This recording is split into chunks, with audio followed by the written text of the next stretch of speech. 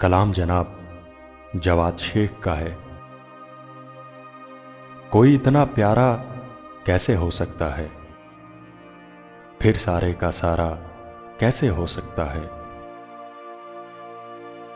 तुझसे जब मिलकर भी उदासी कम नहीं होती, तेरे बगैर गुजारा कैसे हो सकता है।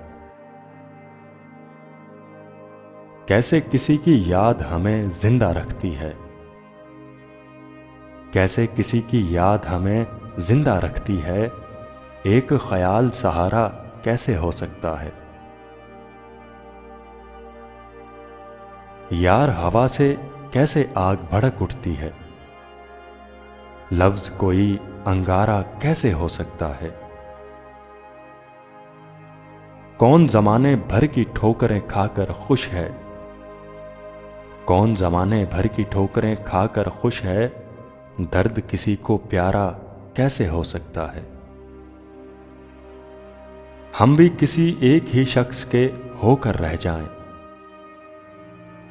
वो भी सिर्फ हमारा कैसे हो सकता है। कैसे हो सकता है जो कुछ भी मैं चाहूं, बोलना मेरे यारा कैसे हो सकता है। कोई इतना प्यारा कैसे हो सकता है, फिर सारे का सारा कैसे हो सकता है।